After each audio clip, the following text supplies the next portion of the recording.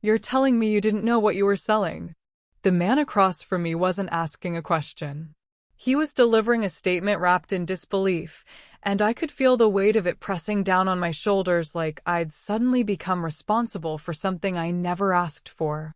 Behind him, through the glass partition of the pawnshop office, I could see my reflection, a black woman in her early 40s, hair pulled back tight, wearing a cardigan I'd owned for 6 years, looking exactly like what I was.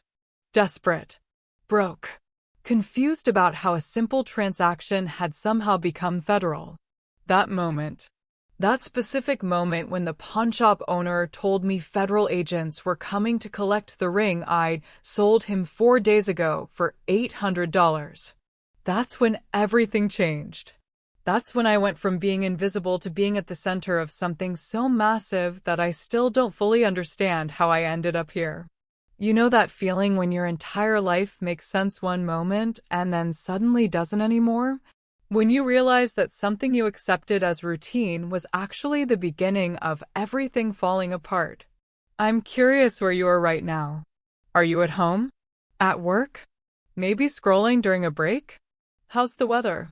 Because I need you present for this, because this story isn't just about a ring or politics or historical mysteries. This is about what happens when the universe decides you're going to be the person who has to carry a secret that powerful people have been killing to keep hidden. My name is Amara Lewis, and this is the story of how I went from a woman struggling to survive to a woman who accidentally became the key to rewriting American history. But let me start from where it actually begins. I was 38 years old when my husband, Marcus, died. That detail matters because it contextualizes everything that comes after. He was 52. A heart attack. Sudden. No warning. One moment we were having breakfast together in our kitchen, and the next moment I was calling 911 and watching paramedics work on his chest while I stood there in my pajamas realizing that my entire life was about to change. That was 3 years ago. Marcus and I had been married for 16 years. We didn't have children. We'd tried for years, spent tens of thousands of dollars on fertility treatments, and eventually accepted that it was just going to be the two of us. But honestly, that was okay. We had each other. We had built something real together. We had plans. Retirement plans. Travel plans. Plans for opening a bed and breakfast together when we were older. Plans for growing old together slowly, deliberately, with intention. Then Marcus died and all of those plans stopped existing. The first year after his death was a blur. I was operating on automatic pilot. I was going through the motions of living while actually being somewhere else mentally. I was in that strange space where grief hasn't fully settled yet, where you're waiting for someone to tell you that it was all a mistake, that your person is going to walk through the door and say he's been delayed, but he's here now and everything is fine. He never came through that door.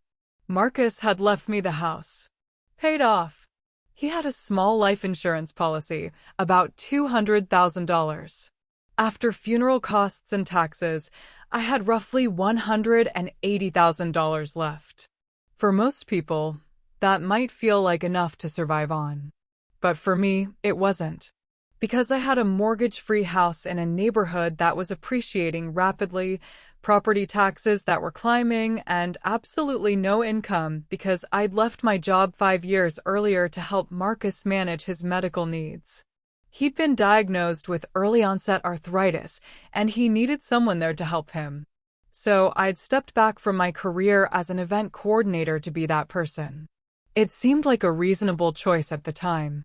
It seemed like we had time for me to build my career back up. It seemed like we had options. We didn't. The life insurance money lasted 3 years. I was careful with it. I used it to pay property taxes, utilities, maintenance on the house. I let it stretch as far as it could go. But 3 years is a long time to live without any income, and one day I looked at my bank account and realized I had less than $5,000 left. And I had a property tax bill coming up for $12,000. That's when I decided to open my antique shop. It wasn't a grand vision. It wasn't something I'd always dreamed of doing. It was practical necessity dressed up as opportunity. I had the house. The house had a front room that didn't serve any real purpose. I had time. And I had the ability to source antiques, learn the business, and try to generate enough income to keep myself afloat. It was harder than I expected. Antiques are a dying market. Most people want new things, shiny things, things that haven't been touched by anyone else's hands before. They don't want to think about the history embedded in an old piece of furniture or a vintage dress or a hand-carved box. They want novelty. They want the feeling that they're the first to own something. But some people got it. Some people understood that old things carry stories. That there's value in the weight of history. That something that's been loved by multiple people across multiple decades has its own kind of beauty. Those people found their way to my shop. They came because they wanted to understand the past. They came because they wanted to own a piece of something real. I loved those customers. I loved talking to them about the items they were drawn to. I loved telling them the stories I'd researched about the provenance of pieces. I loved watching their faces light up when they found something that felt like it had been waiting for them specifically. But I wasn't making money. Not really. I was making enough to pay utilities and buy inventory and keep the lights on, but I wasn't building anything. I was treading water. I was surviving, but not actually living. That went on for 2 years. 2 years of opening the shop 6 days a week. 2 years of carefully managing my remaining savings, knowing that eventually the well would run dry. 2 years of worrying about what would happen when it did. 2 years of operating in a constant state of low-level panic that I was one mistake away from losing everything.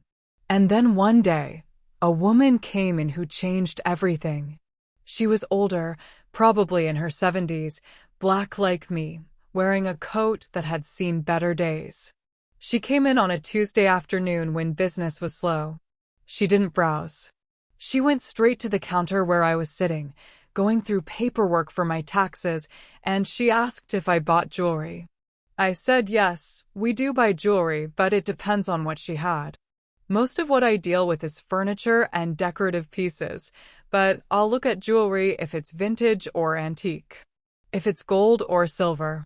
If it has some kind of story. She reached into her purse and pulled out a box. It was small, worn, made of dark wood with a velvet lining. And inside that box was a gold ring. It was heavy. Substantial.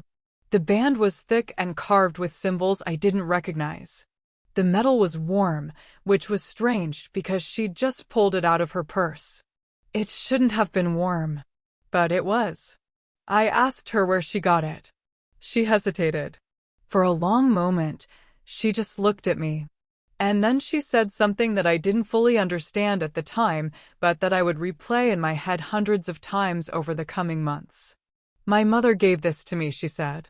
And her mother gave it to her. And she was told to keep it safe. To protect it. That it was important. That someday it might matter. Do you know what it is? I asked. I know it's valuable, she said. I know it's been in my family for a very long time. And I know that I can't keep it anymore because I'm sick and I need money for medical treatments, and my family will fight over this after I'm gone, and I don't want that. I want it to find its way to someone who will understand its value. Someone who will take care of it. I looked at the ring again. The inscriptions on the band seemed to shift when I tilted it in the light. There was something almost hypnotic about it. Something that made me feel like I was looking at something I shouldn't be looking at. Something that had been hidden for a reason. I asked her how much she wanted for it. She told me a price. It was substantial. More than I usually spent on a single piece. More than I could reasonably justify spending when I was struggling to pay my property taxes. But something about the ring was pulling at me. Something about her story was making me feel like this was significant in a way I couldn't articulate. I told her I needed to think about it. She left the ring with me. She said I could keep it for a week and think about whether I wanted to make an offer. And then she left, and I spent that week staring at that ring, feeling like it was trying to tell me something. At the end of the week, I called her and made an offer. It was lower than her asking price, but she accepted it. And I transferred funds from my already depleted savings account to buy a ring that I couldn't really afford and that I had no idea how to sell. But I had to have it. I can't explain it better than that. There was something about that ring that felt like fate. Like it had been waiting for me specifically. Like I was meant to hold it. I put it in the display case at my shop, and I waited for someone to recognize it, to understand what it was, to come in and explain its significance. No one did. Weeks went by. Months went by. People would look at it. Some would ask about it. But no one seemed to know anything about it. No one seemed to understand what made it special. I started researching it myself. The inscriptions on the band didn't match anything I could find online.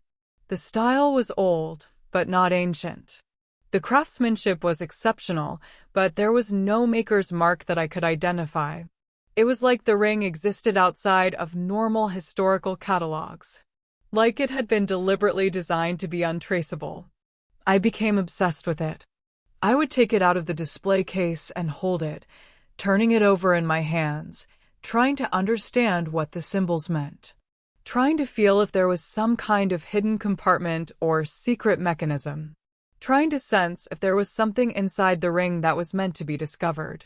There wasn't. It was just a ring. Beautiful, well-made, expensive, but ultimately just a ring.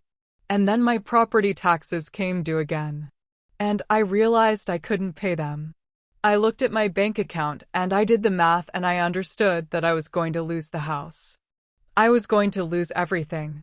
And I was going to be homeless. And there was no way out. That's when I made the decision to pawn the ring. I knew it was wrong. I knew that the woman who'd sold it to me had indicated it was important, that it was meant to be protected. I knew that there was something about it that I didn't fully understand. But I was desperate. I was facing eviction. I was facing the loss of my home and my shop and everything I'd built since Marcus died. And I needed money. So I took the ring to a pawn shop. It was a place on the edge of town, the kind of place that doesn't ask a lot of questions and that deals in cash. I walked in with the ring in my pocket and a story prepared about why I was selling it. I said it was my mother's, that I'd inherited it, that I needed money for medical bills. The pawnbroker didn't really care about the story.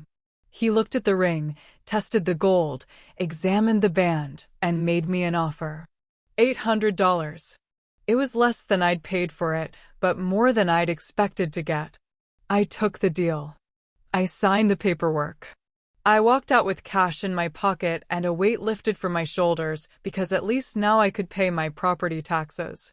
At least now I had a little bit of breathing room. I didn't think about the ring again.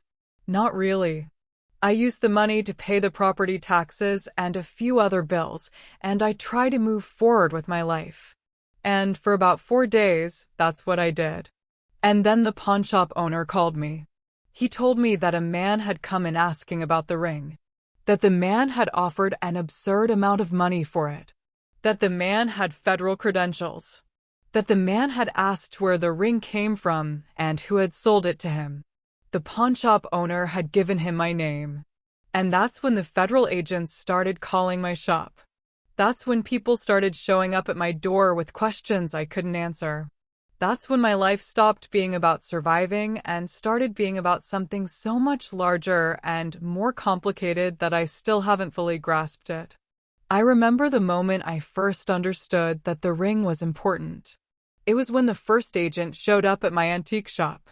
He was white, middle-aged, wearing a suit that probably cost more than my entire monthly income.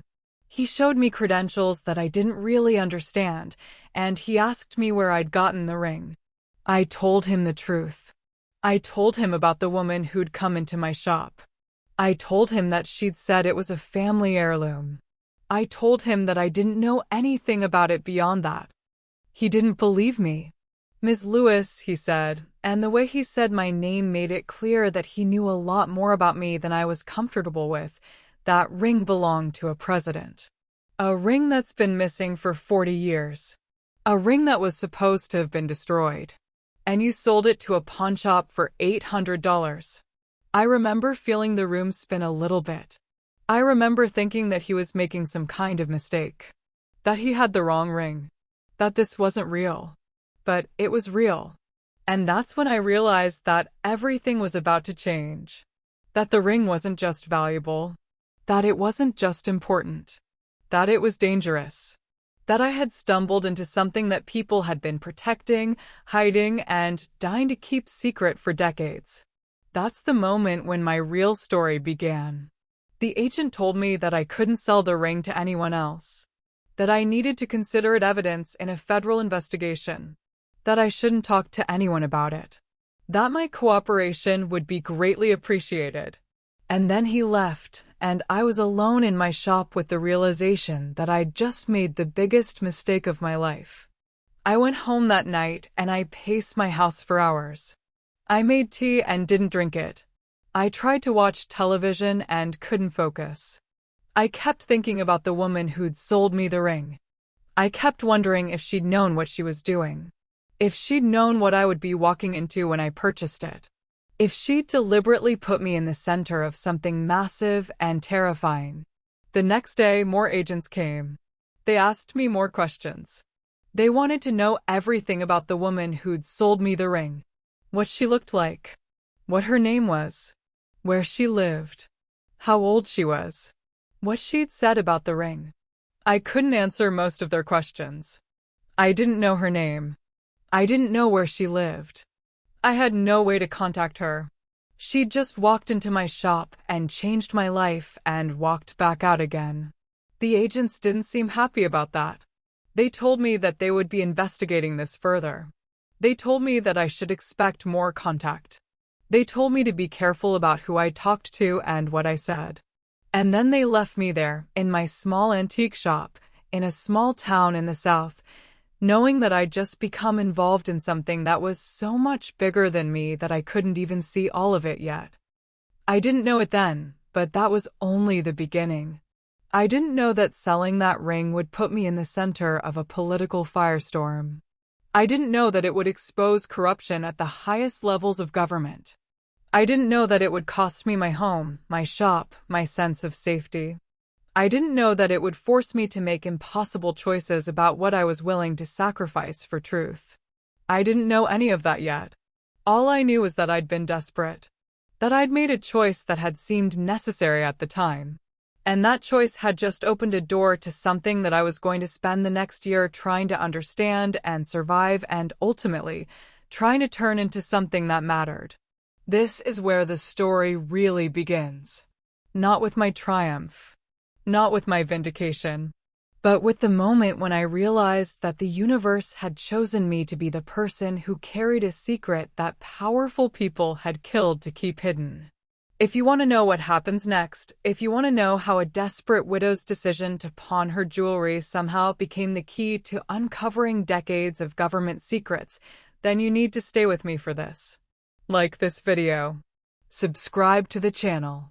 Share this with someone you think needs to hear it. Because this story gets so much darker before it gets light again. And I need people to know that sometimes the most important moments in history aren't orchestrated by the powerful. Sometimes they're set in motion by someone who's just trying to survive. Let me tell you what happened when they came back for more answers. The first thing you need to understand about Marcus is that he was the kind of man who made you feel safe. Not just physically safe, but emotionally safe. Like the world could be falling apart around you, and as long as Marcus was there, you could trust that everything would eventually be okay. He had this way of looking at problems like they were puzzles rather than catastrophes. Like there was always a solution if you just thought about it long enough and approached it from the right angle. We met at a charity event in 2005. I was 30, working as an event coordinator for a nonprofit that dealt with housing issues in underserved communities. Marcus was 47, a retired military officer who'd spent 20 years in intelligence work and then decided he wanted to do something meaningful with his life. He was on the board of the nonprofit.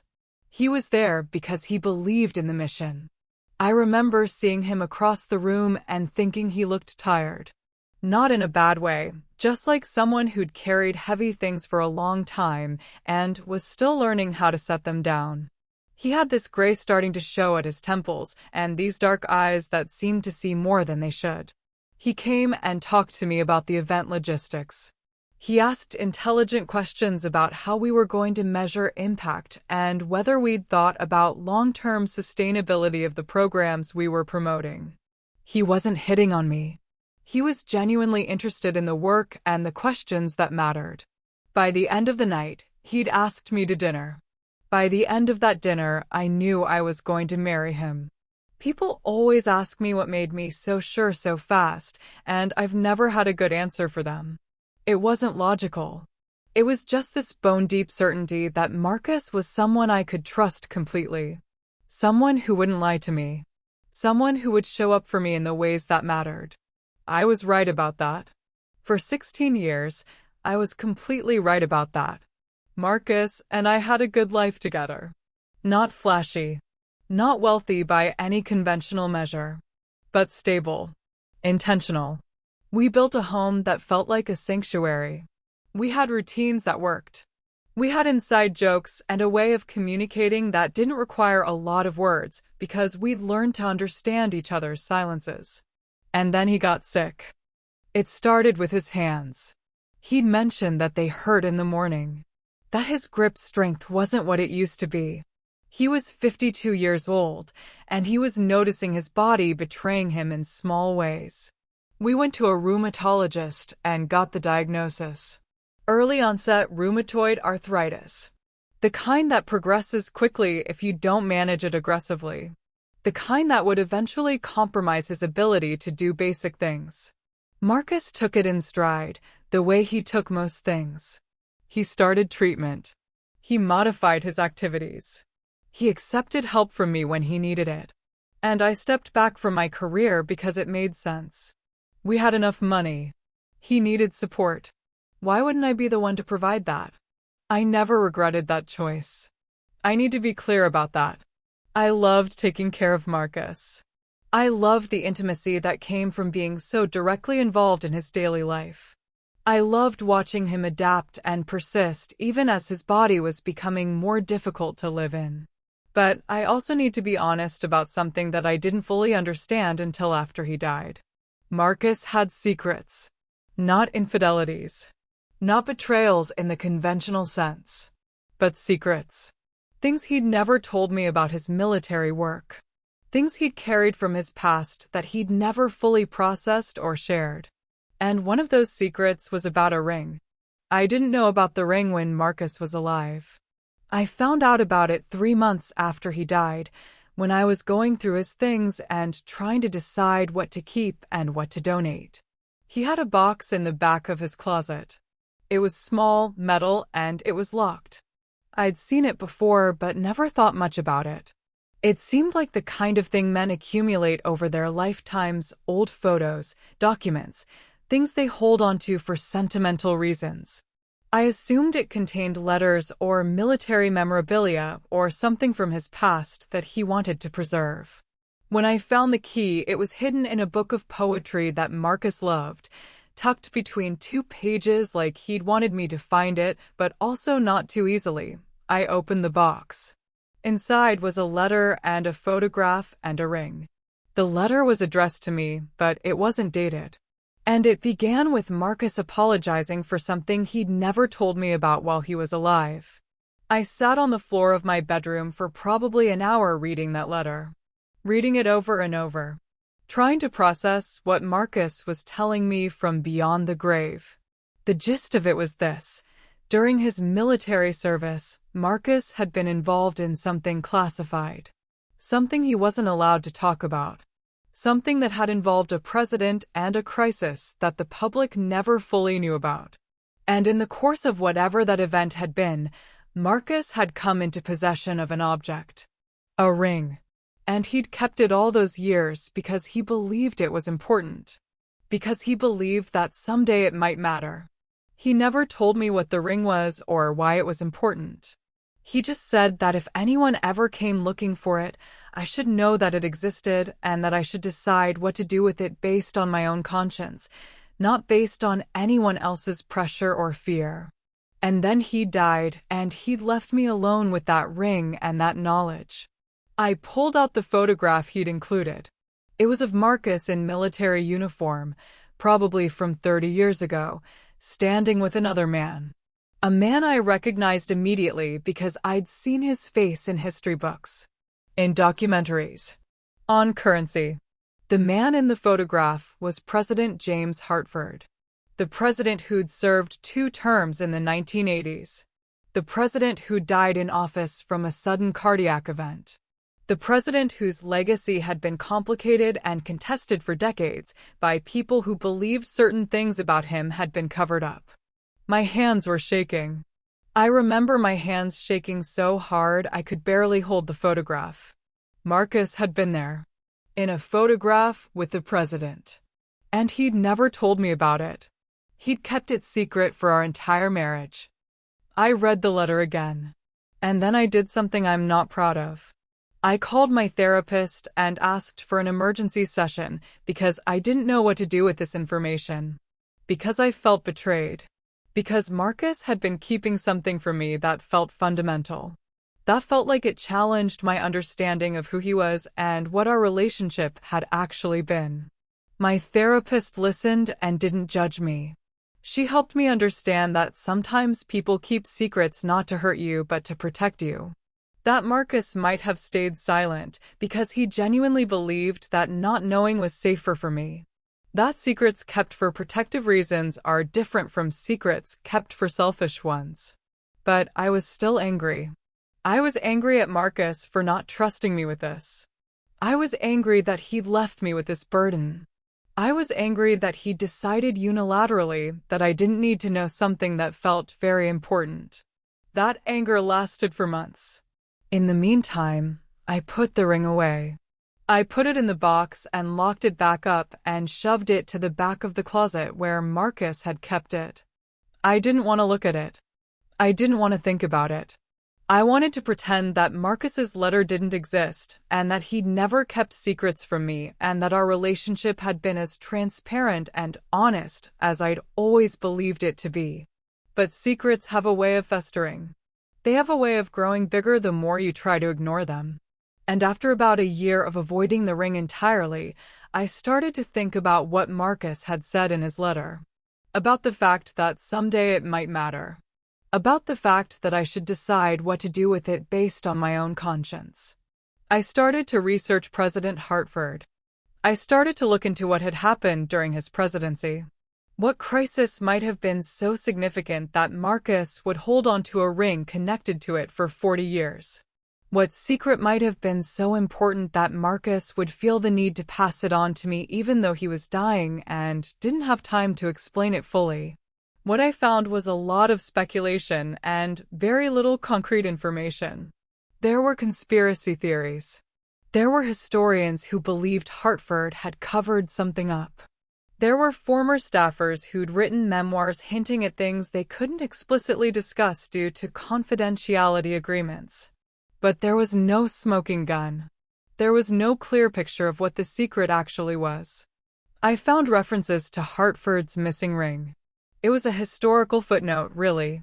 Just a mention in one biography that Hartford had worn a ring with an unusual insignia and that the ring had gone missing shortly before his death under circumstances that had never been fully explained. The author of the biography speculated that it might have been stolen. That it might have been confiscated by someone. That it might have been intentionally hidden by Hartford himself for reasons unknown. Reading that passage, I understood something. The ring wasn't just important to Marcus. The ring was important historically. It was part of a mystery that people had been trying to solve for decades. And Marcus had held that mystery in his hands the entire time I knew him, never saying a word about it. That's when I realized I couldn't keep it. Not because I was afraid of it or ashamed of it, but because keeping it felt like I was dishonoring what Marcus had actually been asking me to do. He'd been asking me to decide what to do with it based on my conscience. And my conscience was telling me that a ring connected to a presidential mystery shouldn't be sitting in a locked box in my closet while I was struggling to pay property taxes and keep my business alive. My conscience was telling me that I should sell it. But I didn't want to sell it to some random collector or black market dealer.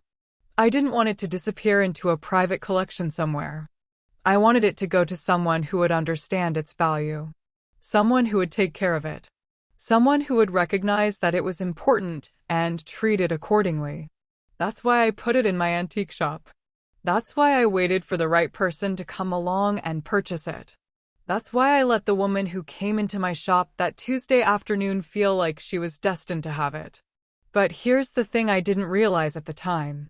Here's what I didn't understand about how the universe actually works versus how I thought it worked. The ring wasn't waiting for the right person to find it and treasure it. The ring was a bomb. It was a ticking time bomb that Marcus had left me, and by putting it in my shop, I'd just lit the fuse. Because the woman who came into my shop wasn't actually looking for an antique. She was looking for me. I found that out 2 weeks after the federal agents had first come to my shop asking about the ring. I was getting ready to close up for the evening when someone knocked on the door. It was an older black woman, probably in her 80s, dressed in a way that suggested she had money even though she was trying not to advertise it. She looked vaguely familiar, but I couldn't place where I'd seen her. She introduced herself. Her name was Dr. Eleanor Hayes. She was a historian who specialized in Cold War-era politics. She was also, she told me, the granddaughter of the woman who'd sold me the ring. My stomach dropped. Eleanor came inside and sat down in my shop and told me a story that recontextualized everything I thought I knew about the ring and Marcus and the entire situation I'd found myself in. The woman who'd sold me the ring wasn't just some random elderly woman looking to offload a family heirloom. She was deliberate. She was strategic. She had been looking for me specifically. And Eleanor was there to explain why. Eleanor told me that her grandmother had been President Hartford's personal secretary. That she'd been in the Oval Office on the day the crisis happened. That she'd witnessed something that had terrified her so completely that she'd spent the next 40 years of her life trying to figure out how to make sure the truth came out without destroying herself in the process. And then she'd found out that my husband, Marcus, her grandmother's cousin's son, a distant family connection that I hadn't even known existed, had been involved in whatever had happened that day. That Marcus had been given the ring by the president himself. That Marcus had been carrying that burden his entire life. Eleanor's grandmother had gone to the pawnshop deliberately because she wanted the ring to resurface. She wanted the federal investigation to begin. She wanted whatever secrets the ring held to start coming to light. And she'd chosen me specifically because she'd done her research and she believed that I was someone who would care about the truth more than I cared about my own safety. In other words, Marcus's widow had been deliberately maneuvered into becoming the person who would set a historical mystery in motion. I asked Eleanor why she was telling me this. What she wanted from me. Whether I was supposed to feel grateful or manipulated or something in between. She looked at me very carefully and said, "I'm telling you this because you need to know that you didn't accidentally stumble into this. And you need to know that the federal agents who came to your shop are not the only people interested in that ring. There are other people. People who have much more to lose if the truth about what happened comes out. People who have been protecting that secret for decades. And now that you've set this in motion, you need to decide whether you're going to see it through or whether you're going to try to back away and pretend this never happened." I asked her what she thought I should do. She said, "I think you should do what Marcus would have done. I think you should find out what the ring actually means. I think you should understand what your husband was protecting all those years. And I think you should decide for yourself whether that secret is worth keeping or whether it needs to be told." And then she left me her number, and she walked out of my shop and disappeared back into her life, leaving me alone with yet another person who seemed to know more about Marcus and the ring and my entire situation than I did. I called Eleanor the next day and asked if I could meet with her. She invited me to her home, which turned out to be a beautiful historic house in a neighborhood I couldn't have afforded to live in. We sat in her library, which was filled with books and documents and photographs spanning decades of political history, and she told me everything her grandmother had told her. The crisis that had happened during President Hartford's administration was related to a covert operation that had gone wrong. An operation that had involved American intelligence agencies and had resulted in the death of civilians in a country that was supposed to be an ally. When the operation had been exposed, there had been a cover-up. Records had been destroyed. People had been threatened into silence. And President Hartford had personally overseen that cover-up because he believed that admitting the truth would destabilize the geopolitical balance that he'd worked to create. The ring was a symbol. It was Hartford's way of ensuring that at least one person knew the truth. Marcus had been given the ring as a kind of dead man's switch. If anything happened to Hartford, Marcus was supposed to ensure that the truth came out. But Hartford had lived another 15 years after the initial crisis, and the situation had become so complicated and so heavily buried under layers of classified documents that by the time Hartford died, the secret seemed safer to keep than to expose. Marcus had held onto the ring as a kind of insurance policy, as proof that the crisis had happened, as a way to ensure that if he ever felt like he had to come forward, he had tangible evidence to back up his testimony. But Marcus had died without ever using that insurance policy. He'd never come forward. He'd never told the story. He'd just passed the ring on to me and hoped that someday, eventually, the truth would find its way out. And now it was finding its way out. Because I'd sold the ring to a pawn shop, and that simple transaction had set in motion a chain of events that was going to expose a secret that some very powerful people had spent 40 years trying to keep hidden. I asked Eleanor if she thought I was in danger. If I should be worried about the federal agents or about other people who might want to silence me before I could talk about what I knew. She hesitated before answering. Yes, she said finally. I think you should be careful. I think you should assume that there are people who will want to protect that secret. People who have a lot to lose if it comes out. I think you need to be smart about what you do next and who you trust. That was the first betrayal. Not a betrayal of me personally, but a betrayal of my understanding of who Marcus was and what our marriage had actually been.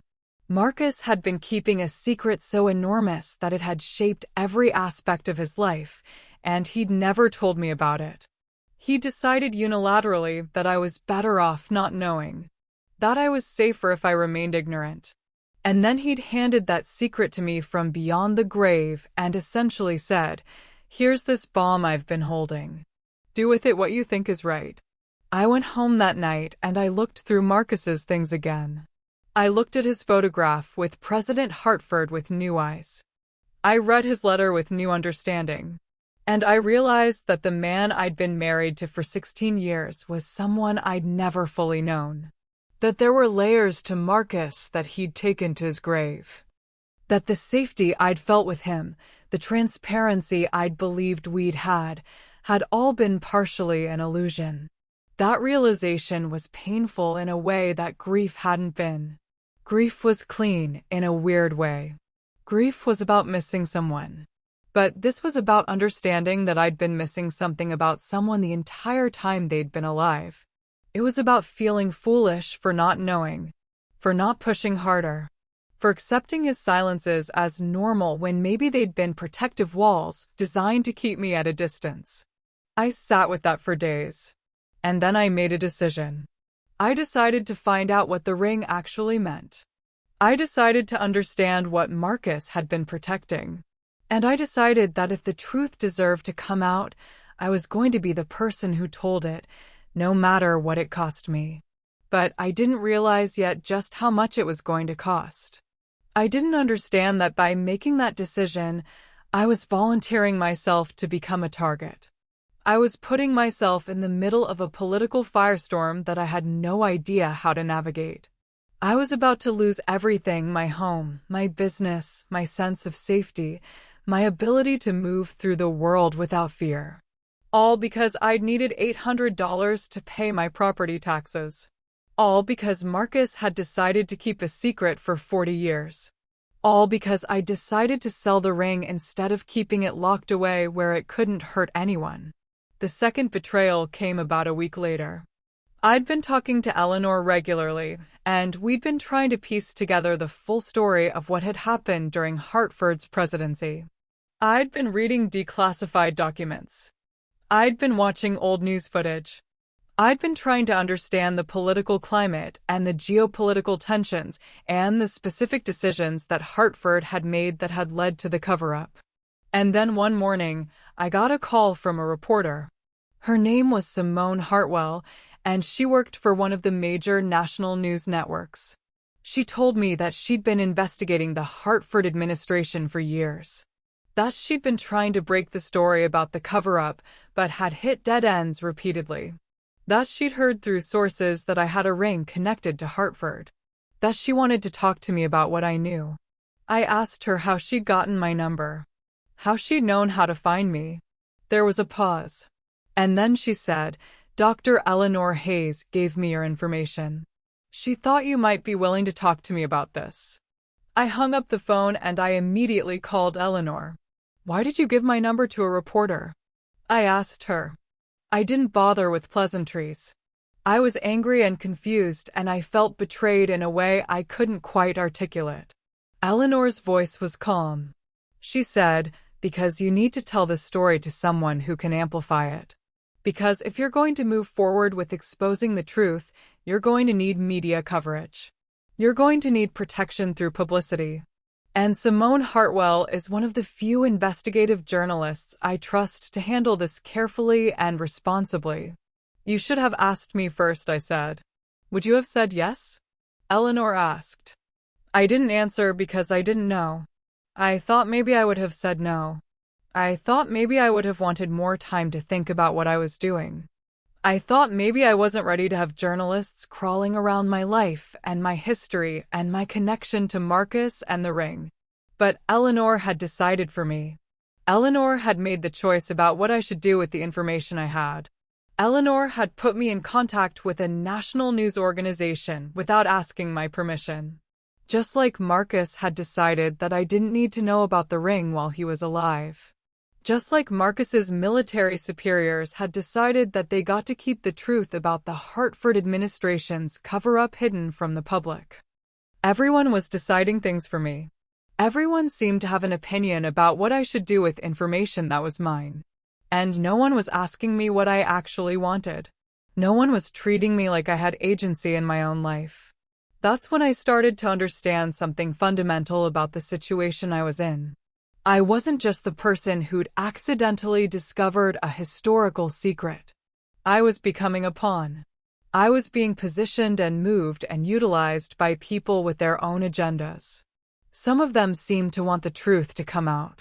Some of them seemed to want to protect me. Some of them seemed to want to use me as a means to their own ends. And I was just trying to survive. I was just trying to understand what had happened to my life and my home and my sense of safety. I agreed to talk to Simone Hartwell. I met with her in a coffee shop, and I told her everything I knew. I told her about Marcus and the ring. I told her about the photograph and the letter. I told her about the historical connection between the ring and President Hartford. I told her about the crisis that had been covered up and the people who had been silenced. And as I told her the story, I could see her mind working. I could see her understanding the scope of what this meant. And I could see her calculating how to turn this into a story that would reach millions of people. That was when I realized something terrifying. The truth, once released, wouldn't be something I could control anymore. The truth would take on a life of its own. It would be shaped by media narratives and political interests and public opinion. It would become something bigger than just the facts of what had happened. It would become a story.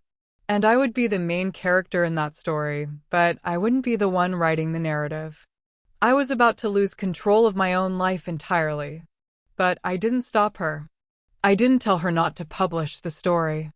I didn't ask her to give me time to think about what this would mean for me. I just sat there and told her everything, and I watched her take notes, and I understood that I'd just set something in motion that couldn't be stopped. That was the moment when everything changed. The story broke on a Tuesday morning. Simone Hartwell's investigative piece ran across every major news outlet simultaneously. The headline was impossible to miss. The ring that changed history. Presidential cover-up exposed 40 years later. My face was in the article. My name. My shop. Everything. Within 2 hours, my phone was ringing nonstop. News vans were parked outside my antique shop. Reporters were knocking on my door asking for comments. My email inbox had exploded with interview requests and legal threats and messages from people claiming to have information about what the ring actually represented. I'd made a mistake. That was the only clear thought in my head as I watched my quiet life implode in real time. I should have destroyed the ring. I should have left it locked in Marcus's box where it belonged. I should have never trusted Eleanor Hayes or Simone Hartwell or my own conscience that had told me the truth deserved to come out. But it was too late for should-haves. By Wednesday morning, the federal investigation had become a full-scale operation. Agents in dark suits descended on my shop with warrants and evidence collection kits. They photographed everything. They took my computer. They confiscated documents. They treated my small antique business like it was the scene of a crime. Because to them it was. The ring had emerged through the black market, and that made me complicit in something I didn't fully understand. The agents didn't care that I'd been desperate. They didn't care that I'd needed money for property taxes. They only cared that I'd been the person who'd set a historical mystery in motion, and now they had to clean up the mess. One agent, a woman named Patterson, pulled me aside and told me to expect that my home would be searched as well. She said it wasn't personal. It was just procedure. But her eyes told me something different. Her eyes told me that I was now considered a person of interest in a federal investigation. That I was someone they needed to watch carefully. That I was no longer invisible. I'd become visible, and visible meant vulnerable. The financial impact was immediate and devastating. Customers stopped coming to my shop.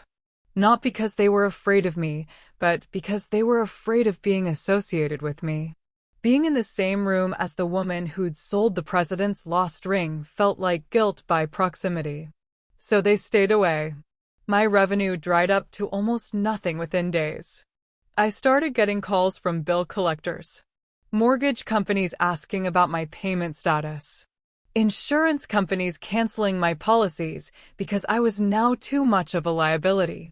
The infrastructure of my life, which had been fragile to begin with, started collapsing completely. And then the threats started coming. The first one arrived in an unmarked envelope slipped under my shop door. It said, "You've made a terrible mistake. Some secrets are kept for a reason. Stop talking or face consequences." I called the FBI immediately. They took it seriously. They said it was consistent with other messages they'd been receiving. They said there were people with vested interests in keeping the Hartford scandal buried. People with power and resources and motivation to silence me. They asked if I had somewhere safe to go. Somewhere I could stay while they tried to figure out who was sending the threats. I didn't. I had my house. I had my shop. I had nowhere else to be. And the thought of leaving, of abandoning my home and my business, felt like admitting defeat. It felt like confirming that I'd made a catastrophic error in judgment. But I also understood that staying might get me killed. Eleanor Hayes called me that night. Her voice was apologetic in a way that felt performative. She said she hadn't expected the story to break so publicly. She said she'd thought we'd have more time to prepare before everything went public. She said she was sorry that I was experiencing this blowback. I told her that her apologies didn't matter anymore. That I'd lost control of my own story. That I didn't know who to trust or what was going to happen next. She said, "You need to leave town. You need to go somewhere where you can't be easily found. The people who are threatened by this story are starting to move. I can feel it. And you're their most obvious target." "Why?" I asked her. "Why would they come after me? I'm nobody. I'm just the person who sold the ring." "Exactly," Eleanor said. "You're the person who can connect all the dots. You have Marcus's letter. You have access to the ring's provenance. You can testify to what you know. You're dangerous to them not because you're powerful, but because you're a loose end they need to tie up." I hung up on her. I was tired of people telling me what I should do. I was tired of being manipulated by people with their own agendas. I was tired of being afraid. Instead of leaving, I did something reckless.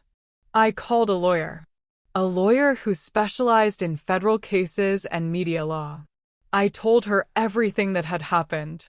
I told her about Marcus and the ring and Eleanor and Simone. I told her about the threats.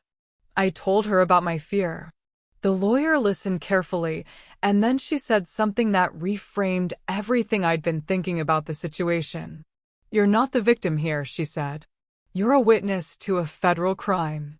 That gives you certain protections. But it also makes you valuable. The people who want to silence you want to prevent you from testifying. That means you have leverage. You have power. You just have to be willing to use it." I asked her what she meant. "I mean," she said, "that you need to tell your story publicly. You need to make yourself so visible, so well known, that killing you would create more problems than it solved.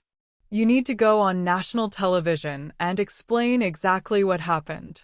You need to make it clear that if something happens to you, people will know why." That strategy was called going public for protection. It was also called putting a target on my back in a different way. It was choosing visibility over safety, hoping that the discomfort of public scrutiny would be less dangerous than the threat of private violence. I agreed to do it. Simone arranged for me to appear on a major national news program. It would be a full-hour interview. Live. No editing. I would be able to tell my story directly to the American public. I would be able to explain who I was and why I'd sold the ring and what I believed it meant. The interview was scheduled for Friday night. That gave me 3 days to prepare. In those 3 days, everything fell apart. My bank accounts were frozen by federal order. They said it was a precautionary measure to prevent me from moving potentially relevant assets. But the effect was that I couldn't pay my mortgage. I couldn't pay my utilities. I couldn't even buy groceries. I was trapped in my own home without access to my own money. My mother called me. She'd seen the news. She'd seen my face plastered across television screens. She was terrified. She asked me if I was safe, if I needed to come stay with her in Atlanta, if I wanted her to hire someone to protect me. I told her I didn't know what I needed anymore. I told her everything was spiraling and I couldn't figure out how to stop it. I told her I was sorry for dragging her into this mess. She said, "Baby, you didn't drag me into anything. You're my daughter. I'm in this because you're in it." That was the first moment in days when I didn't feel completely alone. It was also the moment when I realized that by going public, I wasn't just exposing myself to danger. I was exposing everyone connected to me. My mother was now in danger simply because she loved me.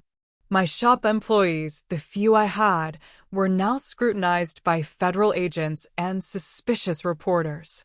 My life had become dangerous to everyone around me. On Thursday night, someone broke into my shop. They didn't steal anything. They didn't destroy anything. They just left a message painted on the wall in red paint. "Stop talking." I called the FBI. I called my lawyer. I called Eleanor Hayes and told her that whoever was threatening me had just escalated. That they were no longer sending anonymous letters. They were showing up at places connected to me. They were making themselves known. They were sending a message that they could reach me whenever they wanted. Eleanor listened to all of this, and then she said something that changed everything. "Amara," she said carefully, "there's something else you need to know. Something I found out through my research. The ring doesn't just hold evidence of the cover-up. It holds something else. Something that goes beyond the Hartford administration. Something that connects to the current government. That's why they're so desperate to keep you quiet. What? I asked. What does the ring actually represent? I think, Eleanor said slowly, that you need to find out for yourself. I think that once you understand what the ring actually represents, you'll understand why people are willing to kill you to keep you from talking about it. She hung up without explaining further. I sat in my shop, surrounded by antiques that nobody was going to buy, and I understood that I'd been given a catastrophic problem with no clear solution. I'd set in motion something so much larger than I'd understood. I'd exposed a secret that connected to people in positions of power today. I'd made myself a target not just for people defending the past, but for people protecting the present. And the only way forward was through. The only way to protect myself was to finish what I'd started. The only way to survive was to go on live national television and tell the entire story and hope that public knowledge would make me too visible to kill. It was the most terrifying decision I'd ever made. Friday arrived. I wore a blue dress that Marcus had bought me years ago. It made me feel slightly less powerless. Slightly more like I was someone with agency in my own life. The television studio was surreal. Bright lights. Makeup artists touching up my face. Producers giving me instructions about how to sit and where to look and what tone to use. It all felt like a performance. Like I was acting in a play about my own life rather than actually living it. And then the red light came on, and I was live, and millions of people were watching me, and I started to tell the story. I told them about Marcus and the ring. About the photograph with President Hartford. About the letter that Marcus had left me explaining that he'd been protecting a secret for 40 years. I told them about Eleanor Hayes and the family connection. I told them about the cover-up that had happened during the Hartford administration. I told them about the covert operation that had gone wrong. About the civilians who had died. About the decision to bury the truth. And then I told them about the threats. About the breaking into my shop. About the message painted on my wall. About the way that powerful people were trying to silence me because what I knew was dangerous to them. As I was telling the story, I could see the hosts' faces changing. They were realizing, in real time, that this interview had just become something bigger than they'd expected. This wasn't just a historical curiosity. This was a current threat. This was a woman in danger on live television describing how the powerful were trying to silence her. And then, right there on camera, my phone rang. It was an unknown number. I shouldn't have answered it. But something made me do it anyway. I put the phone to my ear, and a man's voice said, very quietly, "You've made a terrible mistake, Miss Lewis. And now you're going to have to live with the consequences." The line went dead.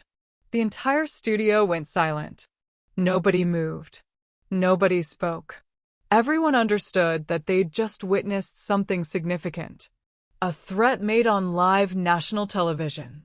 An explicit acknowledgement that there were people willing to harm me to keep me quiet. The camera was still rolling. Millions of people had just heard that threat, which meant that I was no longer just a woman in danger. I was a woman whose danger was being witnessed by the entire nation.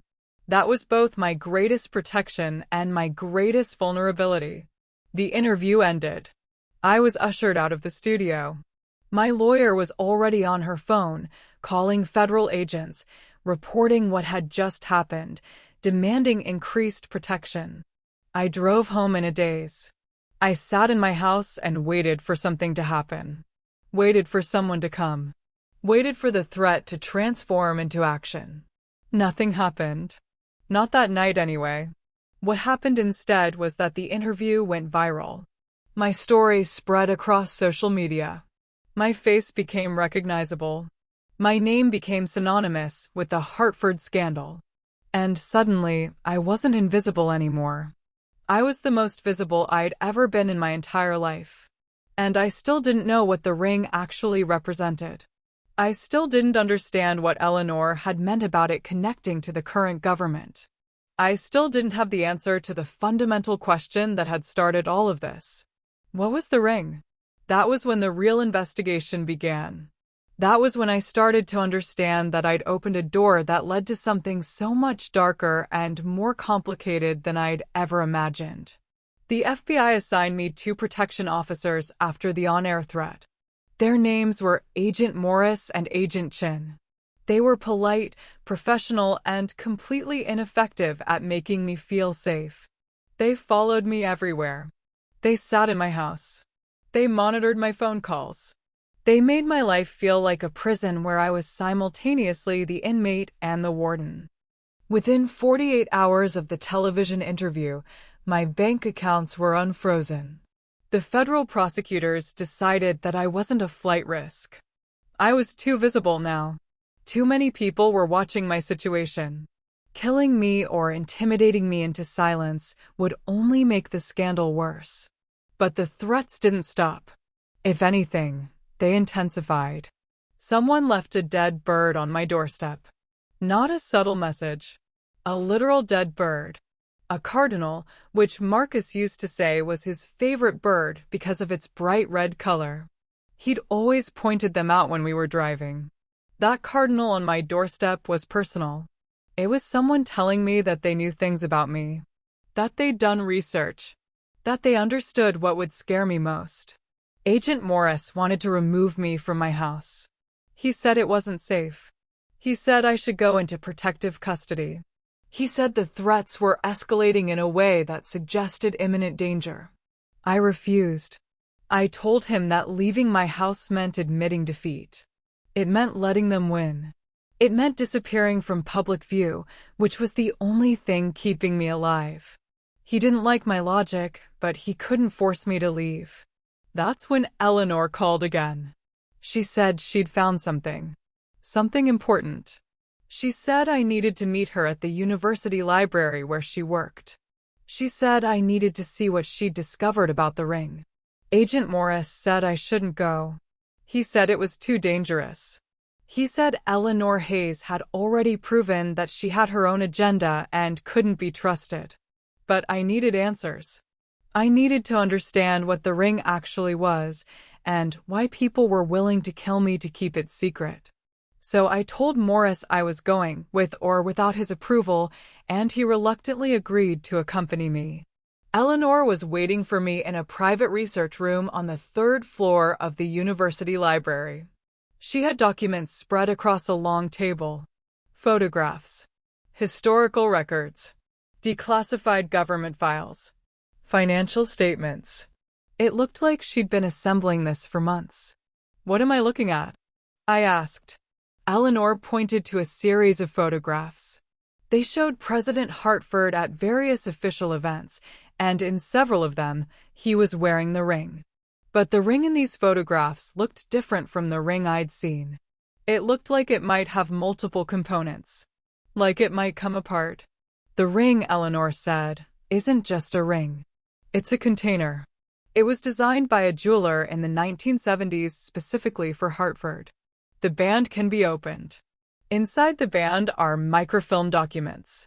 Original records of the covert operation that went wrong. Names of everyone involved. Details about the decision to cover it up. Everything Hartford needed to blackmail or control the people who were complicit in the scandal. I felt the room tilt slightly. So the ring is essentially a dead man's switch. If something happened to Hartford, these documents would come out. Exactly, Eleanor said. And Hartford kept it with him always. It was insurance against being removed from power. It was protection against anyone who might try to force him out or expose his activities. As long as he had the ring, he had leverage over everyone who knew about the operation. But Hartford didn't use it, I said. He died in office of a heart attack. He never needed the leverage. Right, Eleanor said. But here's the problem.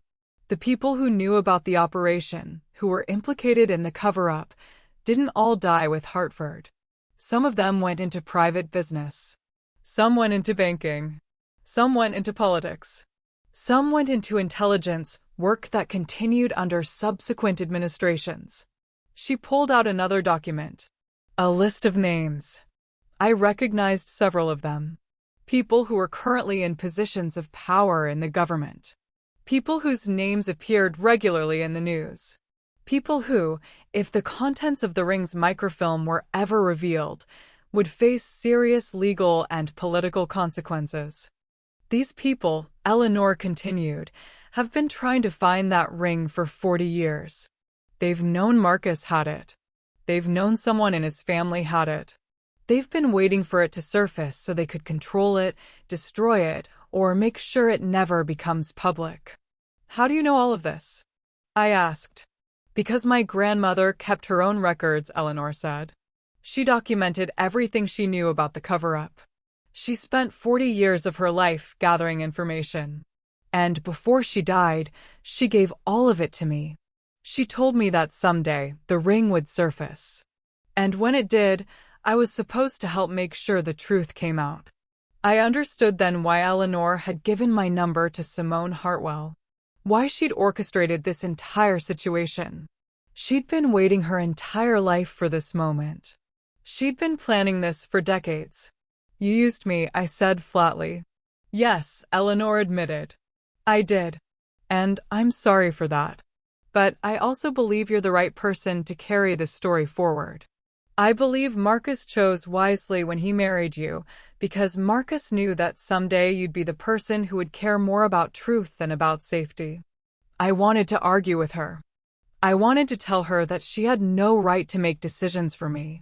But I also understood that I was already in this. I'd already made my choices.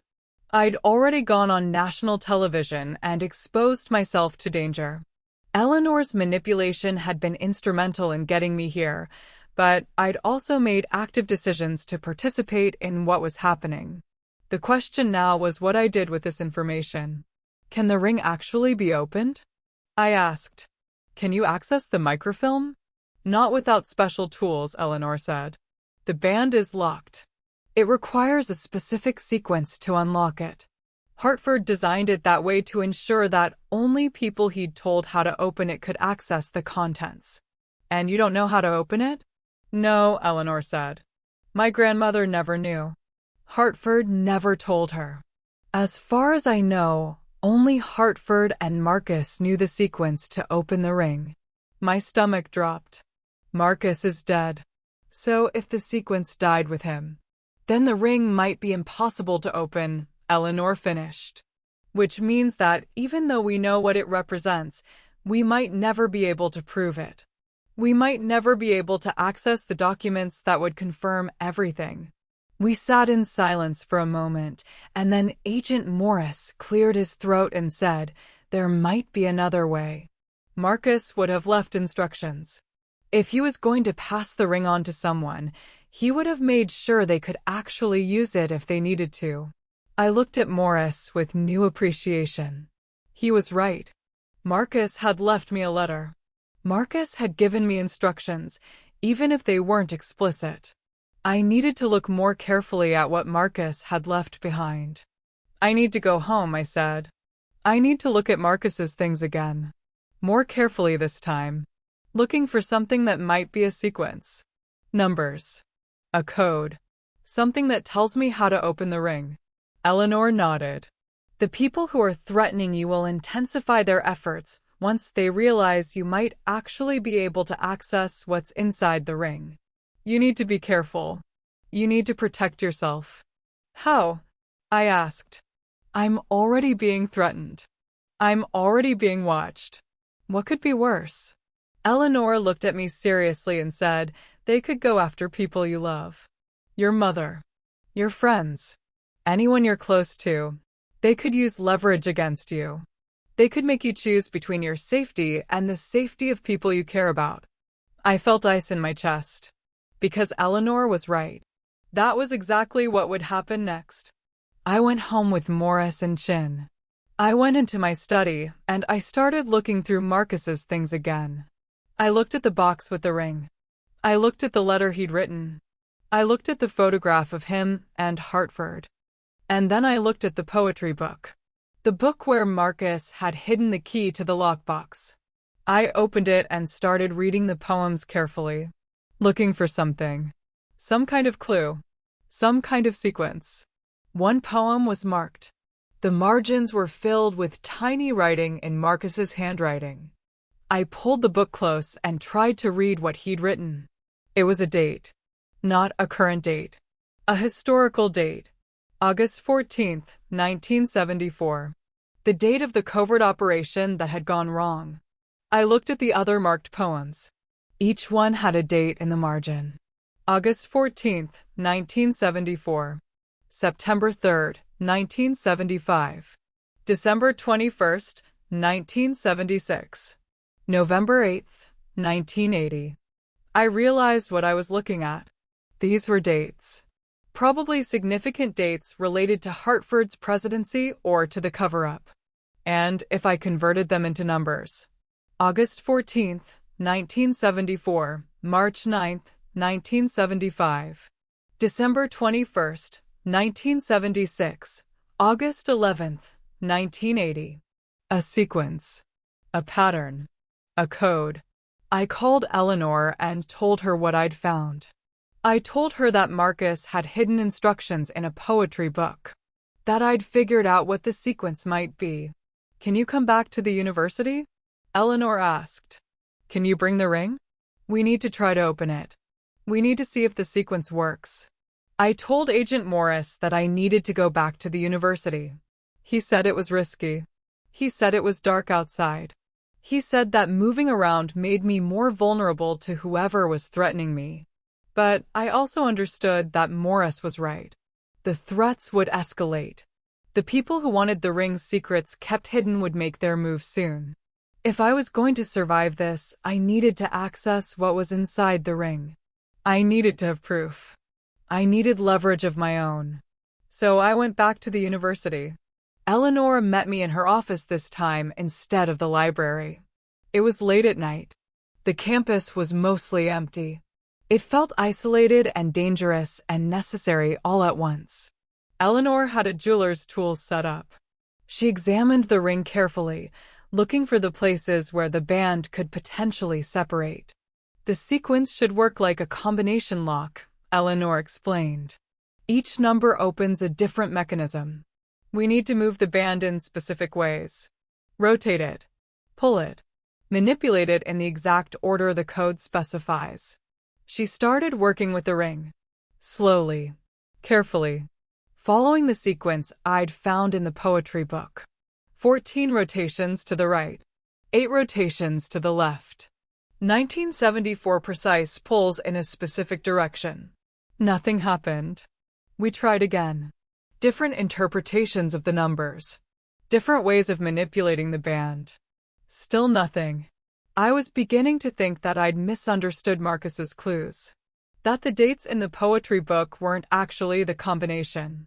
That I'd wasted time and put myself in danger for nothing. And then Eleanor said, wait. What if it's not the full dates? What if it's just the numbers that matter? 14, 8, 19, 74. Individually. Not as years. We tried that sequence. 14 turns. 8 turns. 19 turns. 74 turns. The ring clicked. Softly. Barely audible. But definitely a click. Eleanor pulled gently at the band and it came apart. Slowly. Carefully. Like it had been sealed for so long that it didn't want to let go. Inside the separated band was microfilm. Tiny. Fragile. Exactly as Eleanor had described.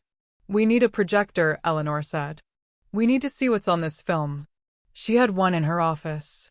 A vintage projector that probably hadn't been used in years. We set it up and threaded the microfilm through it. And then we saw it. Documented proof of everything. Names of officials involved in the cover-up. Details about the covert operation. Financial records showing money being redirected to cover up the scandal. Photographs of the scene where the operation had gone wrong. Deaths documented. Civilian casualties listed. Everything that had been hidden for 40 years was suddenly visible on the screen in Eleanor's office. I felt sick. Not because I was surprised, I'd already known this was coming, but because seeing it made it real in a way that Eleanor's explanations and my research hadn't. This wasn't a historical curiosity anymore. This was evidence of real crimes, real deaths, real injustice that had been hidden deliberately by people in power. "We need to make copies," Eleanor said. "We need to secure this. We need to make sure that even if something happens to us, this information survives." I nodded. I was about to tell her I agreed when I heard a sound from outside the office. Footsteps. Multiple people. Moving quickly. Agent Morris appeared in the doorway, his weapon drawn. "We need to leave. Now. There's a security breach on campus. Someone got past the gates. They're looking for you." Eleanor quickly packed away the microfilm. I grabbed the ring. And we ran. Morris and Chin got us to their car. They drove fast, too fast, breaking multiple traffic laws to get distance between us and whoever was pursuing us. As we drove, Morris was on his radio with other agents, coordinating some kind of larger response. "There's a safe house," Morris said. "About 40 minutes from here. We're going to get you there, and we're going to secure this location. Nobody's going to touch you tonight." But I understood that safe houses were only temporary solutions. Eventually, I would have to surface again. Eventually, I would have to face whoever was threatening me directly. And when that happened, I needed to be ready. The safe house was in a rural area 2 hours outside the city. It was nondescript. A small cabin that looked like it had been abandoned for years. Agent Morris said that was the point. Nobody would think to look here. Nobody would expect me to hide somewhere this ordinary. I sat in that cabin for 3 days. 3 days without leaving. 3 days of watching news coverage of myself. 3 days of seeing my face and my story being dissected by talking heads and political analysts and people who had opinions about who I was and what I should do. On the 3rd day, Eleanor called me using a secure line. She said that she'd made copies of the microfilm, that she'd distributed them to journalists, to the FBI, to members of Congress who had opposed the current administration, that the documents were now in too many hands for anyone to suppress them. But that also means, Eleanor said quietly, that the people who wanted this kept secret now understand that they've lost control of the narrative. And desperate people do desperate things. "What are you saying?" I asked. "I'm saying that you're in more danger now than you were before," Eleanor said. "Because now they know that stopping you won't stop the story from coming out. The story is already out. But they might come after you anyway, just out of spite. Just to make sure you understand the price of betraying their trust." 30 minutes later, Agent Morris came to me with grim news. My mother had been in a car accident. A serious one. She was in the hospital. The doctors said she was stable, but they were keeping her under observation. I asked if it was really an accident. Morris hesitated before answering. The other vehicle involved didn't stay at the scene. Hit and run. But the trajectory of the collision, the way it happened, it had the hallmarks of being deliberate. They were going after my mother. They were sending a message. They were showing me that my family wasn't safe, that nobody close to me was safe, that the price of my actions extended to everyone I loved. I asked Morris if I could see her. He said it was too risky. He said the hospital would be watched. He said if I showed up there, they could easily grab me. I told him I didn't care. I told him I was going to see my mother, or he could shoot me himself, but one way or another, I was done hiding. Morris made calls. He coordinated with other agents. He set up a perimeter at the hospital. And then he took me there, moving quickly through service entrances and back hallways to get to my mother's room without being seen. She was asleep when I arrived. Her left arm was in a cast. Her face had bruises. She looked small in the hospital bed, fragile in a way I'd never seen her before. I held her uninjured hand and I cried. I cried because I'd done this. I'd put her in danger. I'd prioritized the truth over her safety, and now she was lying in a hospital bed because of decisions I'd made. When she woke up, the first thing she said was, "Baby, don't you dare blame yourself for this." I told her that I couldn't help it, that I'd known there was a risk, that I'd chosen to move forward anyway. My mother squeezed my hand with the strength she had left and said, "You did the right thing. You exposed the truth. That's what matters. The people who did this to me, they're the ones who are wrong, not you." But that didn't make it better. That didn't undo the fact that she was hurt. That didn't protect her from whatever else these people might do. An agent came into the room and told me we needed to leave. He said there had been suspicious activity in the parking lot.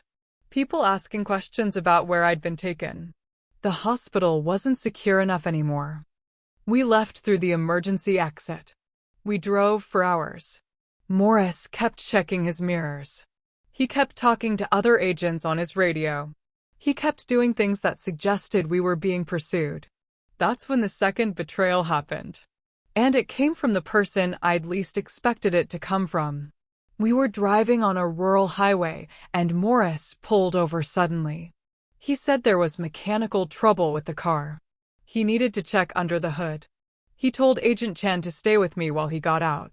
While Morris was examining the engine, Chen turned to me and said, "I need to tell you something.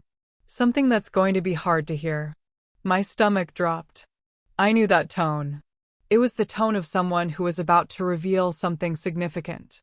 "Agent Morris isn't who you think he is," Chen continued. "He's not actually FBI. He's a private security contractor who's been hired to protect you, but also to control the narrative around what you know. To make sure that when all of this comes to light, it's managed in a way that's politically advantageous to certain people in the government." "What are you talking about?" I asked. "I'm talking about the fact that your protective detail is partially compromised," Chen said. "Morris is reporting to people who have vested interests in how this story unfolds. He's not a bad guy. He genuinely does want to protect you. But he's also being paid to ensure that certain aspects of the story stay buried." "So what do I do?" I asked. "You don't trust him," Chen said. "You trust me. I'm actual FBI. I've been watching Morris since we were assigned to you. I've been documenting his communications with his contractors. And I'm telling you that if you want to survive this and actually get the truth out, you need to move independently. You need to disappear from the protective detail. You need to make yourself visible in a way that can't be controlled." Morris came back to the car before I could respond. He said the engine was fine. He just wanted to check something. We drove on. But now I was looking at Morris differently. Now I was questioning everything he'd said and done. Now I was understanding that my protective detail, which was supposed to keep me safe, was also partially a surveillance operation designed to manage me. When we got back to the safe house, I asked to speak with Morris privately. I told him that I knew about his contractors, that I knew he was reporting to people with political interests in this story, that I needed him to be honest with me about what he was actually doing. Morris didn't deny it. He sat down and he said, "You're right. I am working for a private security firm that's been hired by certain government officials. But here's what you need to understand. Those officials are the same ones who are on the microfilm. The same ones who would be exposed by what's on that ring. And they hired me to protect you because they don't actually want you dead." "Then what do they want?" I asked. "They want you to negotiate," Morris said. "They want you to sell the microfilm back to them. They want you to stay quiet. They want to manage the story their own way. And in exchange, they'll make sure you're safe. They'll make sure your mother recovers fully. They'll set you up financially so you never have to worry about money again." I stared at him. "You're asking me to suppress the truth. You're asking me to make a deal with the people who committed crimes." "I'm asking you to stay alive," Morris said. "I'm asking you to protect the people you love. I'm asking you to understand that you can't win this. These people have power and resources and the ability to reach you anywhere. But they also have the ability to make your life very comfortable if you cooperate. I told him I needed to think about it. I told him I was tired and I needed to rest. He left me alone in the back bedroom of the safe house, and I sat there in the dark and understood that I was facing an impossible choice. I could suppress the truth and keep my mother safe. I could take the deal and disappear into a comfortable existence built on silence. I could choose survival over principle. Or I could choose principle and accept that people I loved might suffer for it. It was the cruelest choice I'd ever had to make. I called Eleanor. I told her what Morris had said. I told her about the offer. I told her that I was seriously considering taking it. Eleanor listened and then she said, "Amara, I need to tell you something that you won't want to hear. I need to tell you that I've known about this offer. The people who hired Morris came to me too. They offered me money. They offered me protection. They offered me everything I've worked for my entire life, all contingent on me convincing you to suppress the microfilm." "Did you?" I asked. "Did you tell them you'd help them?" "I told them I'd think about it," Eleanor said. "And I have thought about it. And I've realized that I've spent 40 years of my life preparing for this moment. My grandmother spent 40 years preparing for this moment. We didn't do all of that work so that I could sell out at the final moment for money and comfort. So what do? I asked. "We finish this," Eleanor said.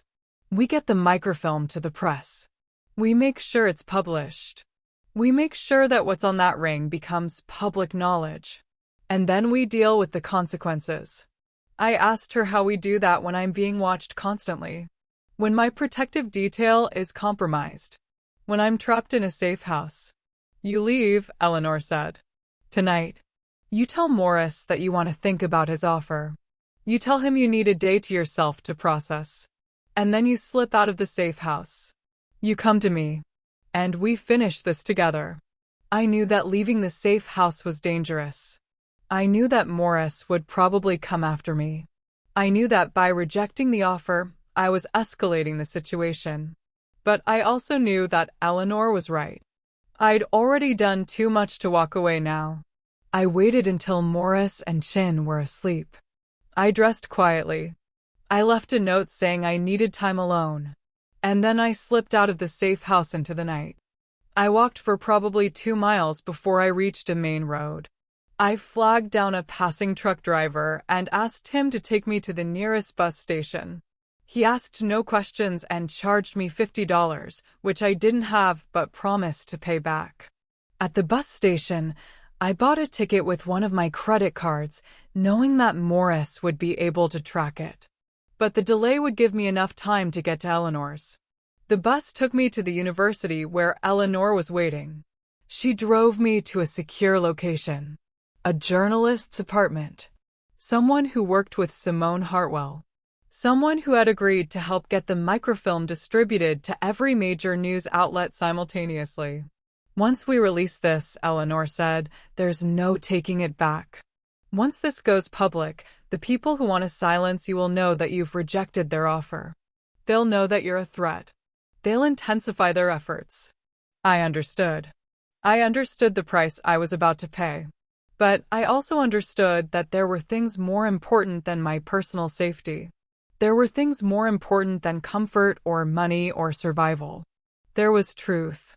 And I was finally ready to pay whatever price was necessary to let it out.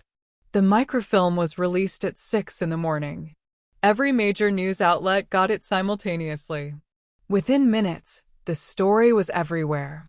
The names on the microfilm. The evidence of the cover-up. The documented deaths. The financial records showing the conspiracy.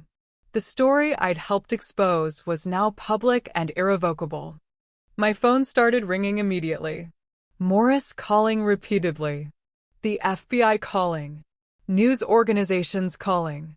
Everyone wanted to know where I was and what I was planning to do next. I turned my phone off. Eleanor and I watched the news coverage from the journalist's apartment. We watched as government officials denied everything. We watched as lawyers for the implicated officials issued statements saying the documents were taken out of context. We watched as the political machinery began its work trying to contain the damage. But the damage was already done. The truth was out. And there was no way to put it back in the box. By noon, the first arrest warrant was issued. Not for any of the people implicated on the microfilm, but for me. For theft of federal property. For possession of classified documents. For espionage. For crimes that carried sentences of 15 to 20 years in prison. Agent Chen called me on Eleanor's phone and told me the warrant was coming. He said he'd tried to stop it, but the people with power had moved too fast. He said I needed to turn myself in. He said if I ran, it would only make things worse. I told him I understood. I told him I knew this was coming. 2 hours later, there was a knock on the apartment door. Federal agents with badges and weapons and handcuffs. I opened the door myself. I didn't resist. I simply held out my wrists and allowed them to put me in restraints. Eleanor protested. She said this was political persecution. She said I was being punished for exposing the truth. The agents ignored her. They took me to a federal holding facility and booked me on the charges. I was placed in a cell. Alone. And that's when the reality of what I'd done hit me with full force. I was in federal prison. I was facing decades of potential incarceration. The people I'd tried to expose had simply turned the justice system against me instead. They'd flipped the script. They'd made me the criminal instead of themselves. My lawyer called me from a phone in the holding facility. She said the charges were designed to intimidate me. She said the evidence against me was thin. She said that if I went to trial, there was a good chance I could win. But she also said that the trial would take years. That I would spend at least some of that time in jail waiting for it to happen. That the financial cost would be enormous. That the people I loved would continue to suffer while this played out in the courts. She asked me if I wanted to consider a plea deal. A plea deal. Which would mean accepting some guilt for the charges. Which would mean agreeing to prison time. Which would mean admitting that I'd done something wrong by exposing the truth. I told her I needed to think about it. That night in the cell, I allowed myself to fully feel the weight of what I'd done. I'd sacrificed everything. My home was gone. My business was gone. My freedom was gone. My mother was still in the hospital recovering from injuries inflicted because of me. And for what? To expose a scandal that the government was now successfully spinning as a distraction. To release information that people were already trying to discredit. I'd burned everything down and achieved nothing except my own destruction. I thought about Marcus. I thought about the fact that he'd carried this burden for 40 years and never told me. I thought about the fact that if I'd just left the ring locked in his box where it belonged, none of this would have happened. I thought about how easy it would have been to just accept the money Morris had offered me. How I could have walked away with my safety and my comfort, and my mother would never have been hit by a car. The next morning, Eleanor was allowed to visit me. She looked exhausted.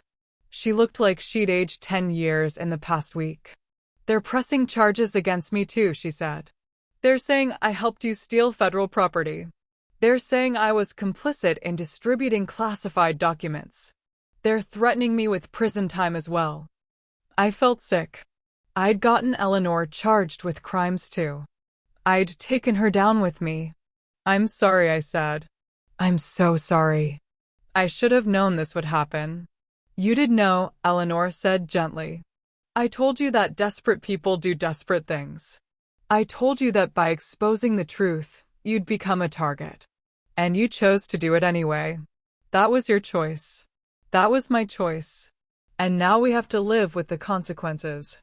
She leaned forward and said, but here's what you need to understand. The story is still out there. The microfilm is still accessible to anyone who wants to see it. The truth didn't die when they arrested you. The truth is spreading.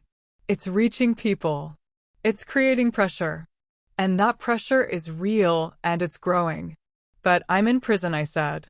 My mother is in the hospital. You're facing charges. How is that worth it? How is that justice? It's not justice, Eleanor said. Not yet. But it's the beginning of accountability.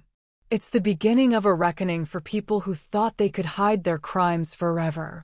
But her words didn't comfort me, because all I could think about was the immediate suffering, the immediate cost, the immediate destruction of my life and the lives of people I loved. A week into my detention, my mother was released from the hospital. She came to see me. She had to take a cab because she couldn't drive yet. She had to be helped into the visitation room because she was still in pain. And when she saw me behind glass in a prison jumper, she cried. "This is my fault," she said. "If I hadn't raised you to care about right and wrong, you wouldn't be here." I told her it wasn't her fault. I told her I'd made my own choices. But she wasn't listening. She was looking at me like I was disappearing, like her daughter was being taken away and she was powerless to stop it. That's when the true devastation set in. Not the arrest, not the charges, not even the prison cell, but watching my mother suffer because of who I'd chosen to be, because of the principles I'd decided were worth fighting for. The plea deal my lawyer offered me was for 5 years in federal prison.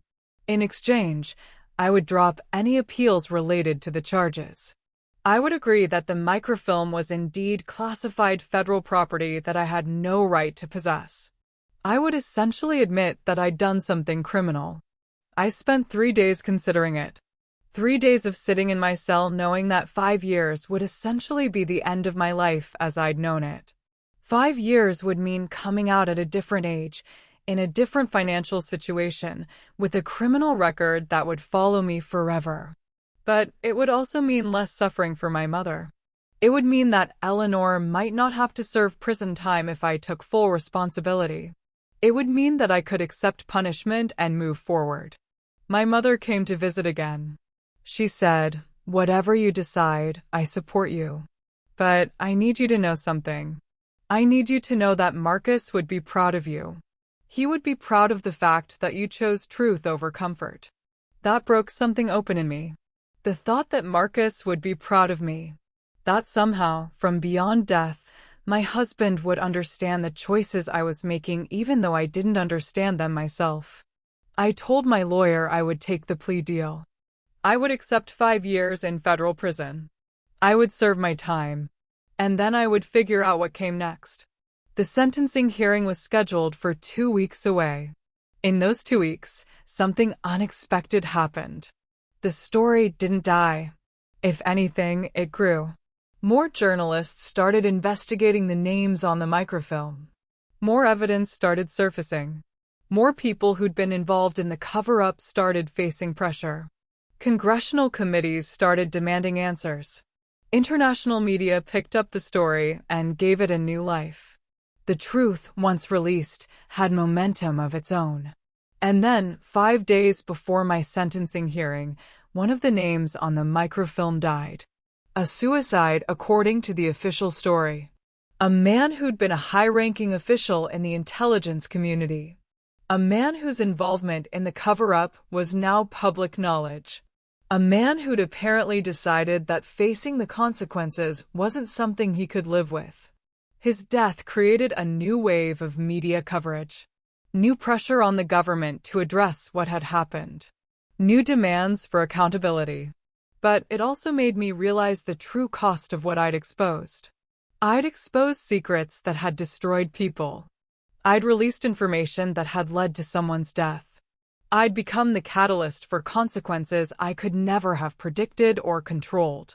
I sat in my cell and I understood that I wasn't going to emerge from this process as a hero. I wasn't going to come out of prison to accolades and praise. I was going to emerge as the woman who'd helped destroy careers and lives. As the woman who'd brought down a conspiracy, but had also brought down collateral damage.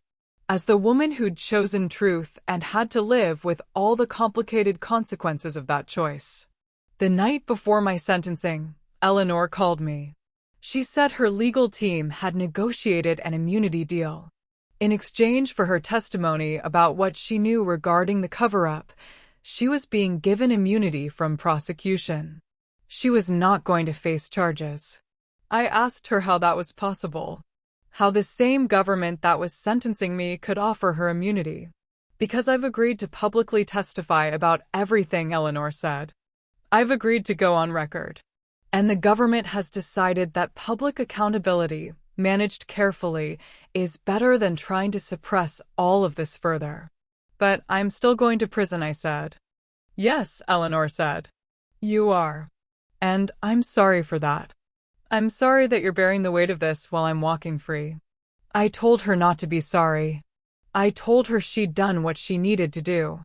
I told her that someone had to survive this process with freedom and resources and the ability to continue telling the story.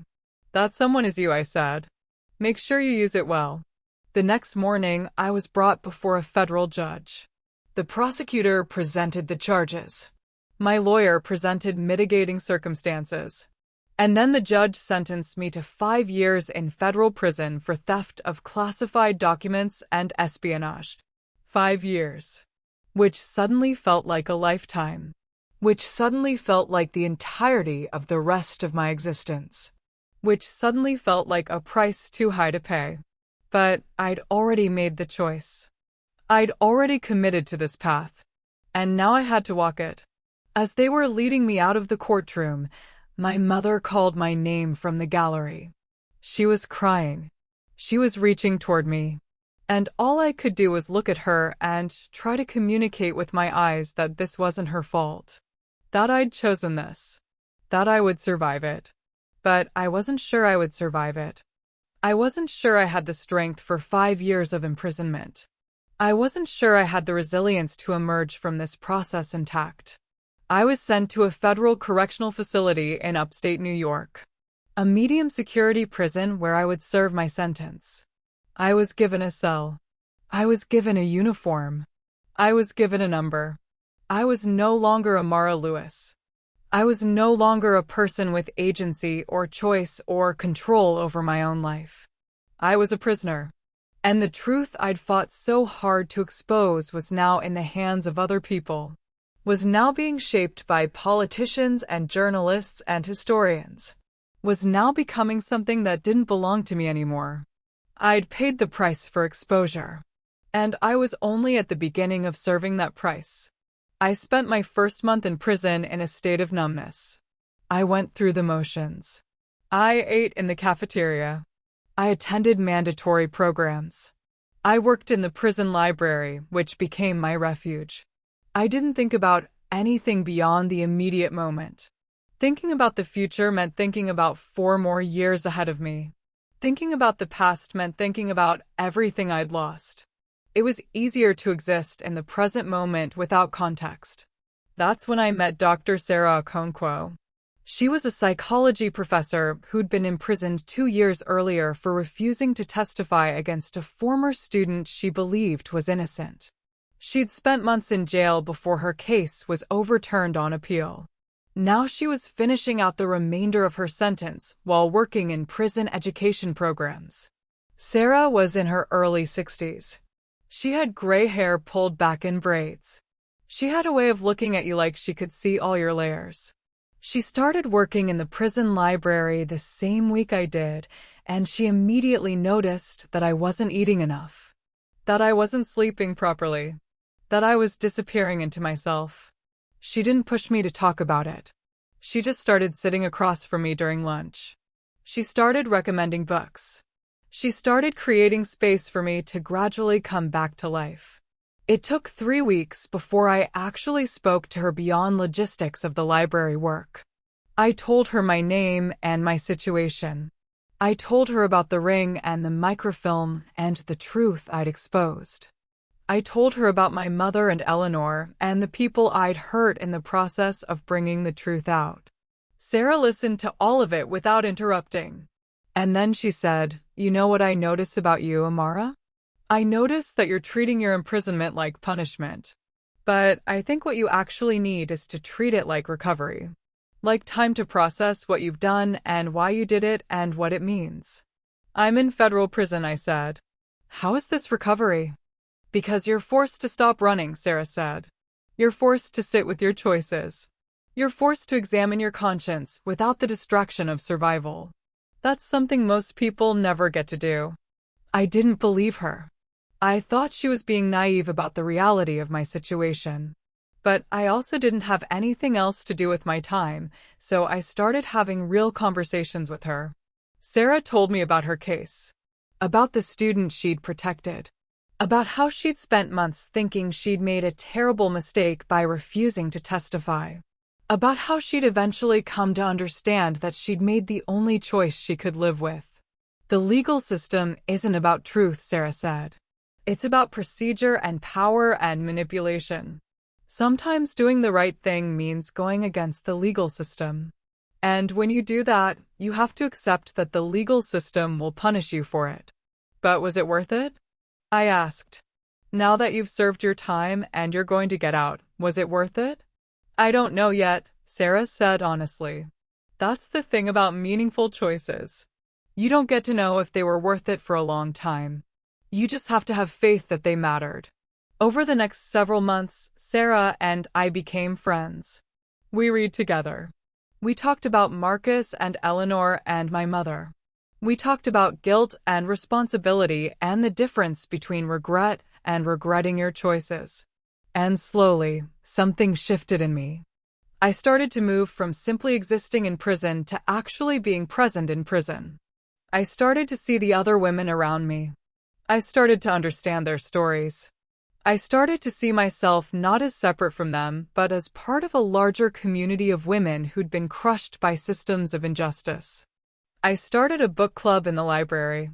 I started facilitating discussions about history and politics and the nature of truth and power. I started becoming someone again instead of just a number.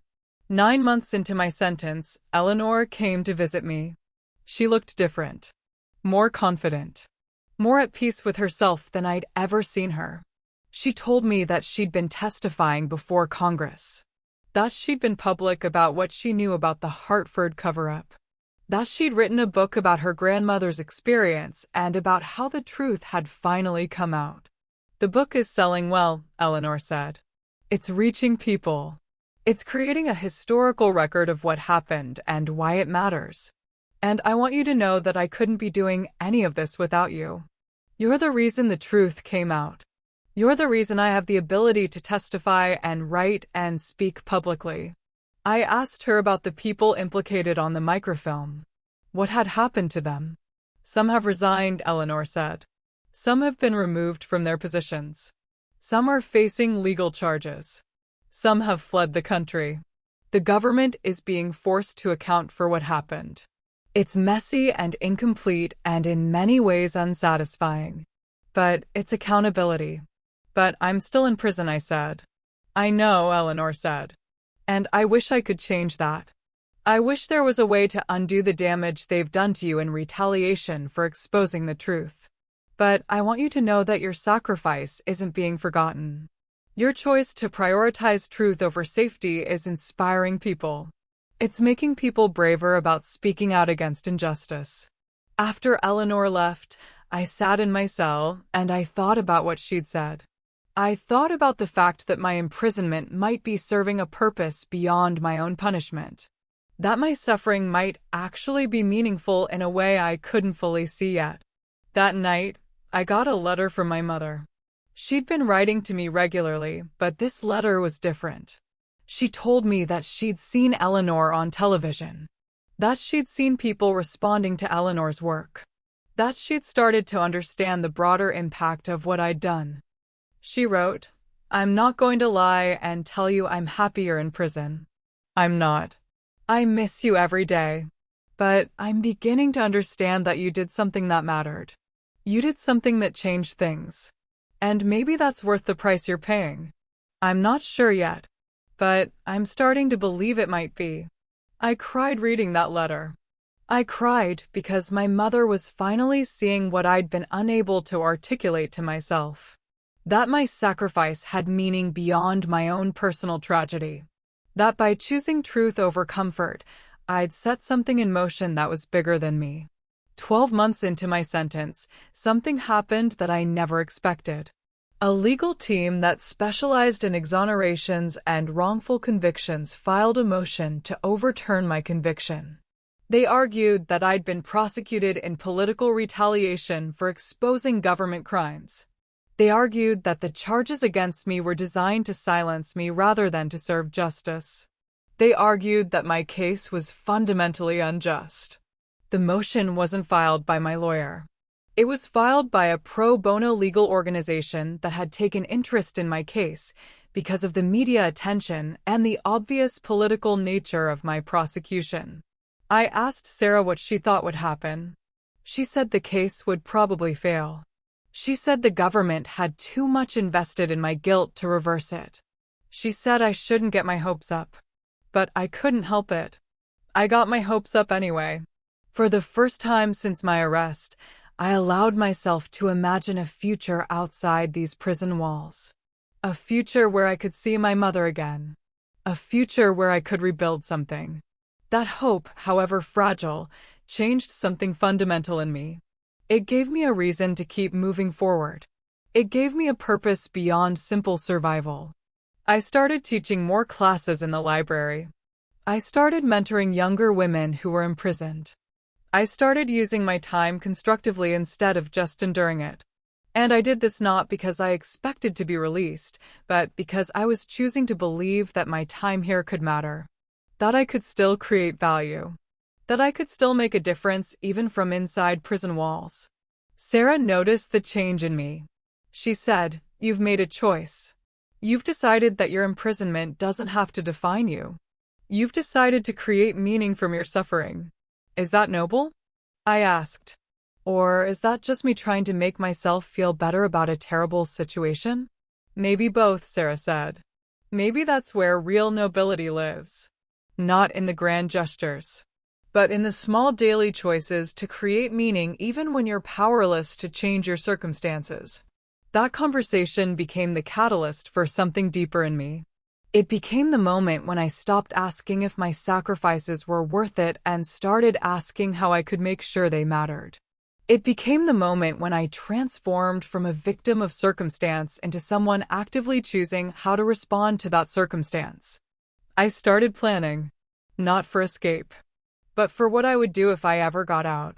I thought about who I wanted to become, what I wanted to build, how I wanted to use whatever freedom I might eventually receive. And I made a promise to myself. I promised that no matter what happened, whether I served all 5 years or whether the legal team was somehow successful in overturning my conviction, I would never regret choosing truth over comfort. I would never wish that I'd taken Morris's money and disappeared into silence. Because I was beginning to understand something fundamental. I was beginning to understand that sometimes the most powerful thing you can do is refuse to be silenced. Is refuse to accept the narrative that powerful people want you to accept. Is insist on your own truth even when it costs you everything. Marcus had understood that. Marcus had carried the ring for 40 years because he believed that truth mattered. He'd believed it enough to pass that burden onto me from beyond the grave. And now I understood it too. The impossible choice wasn't whether to expose the truth. The impossible choice was whether I could accept the consequences of that exposure and still believe that it had been the right thing to do. And sitting in my cell, reading letters from my mother and Eleanor, teaching classes in the prison library, I was finally beginning to answer yes to that question. 2 years after my release from prison, I opened a new antique shop. Not in the same location as my old one. That building had been sold years ago to pay legal fees. This one was in a neighborhood that was being revitalized. A place where people were rebuilding and creating new spaces. I called it the Ring. Not because of the presidential artifact that had changed my life, but because it felt like coming full circle.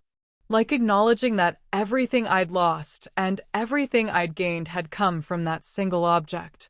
On opening day, my mother came. Eleanor came. Sarah, who'd been released from prison 2 years earlier, came. Simone Hartwell came. Even Agent Chin, who'd been transferred to the FBI's Civil Rights Division, came to show his support.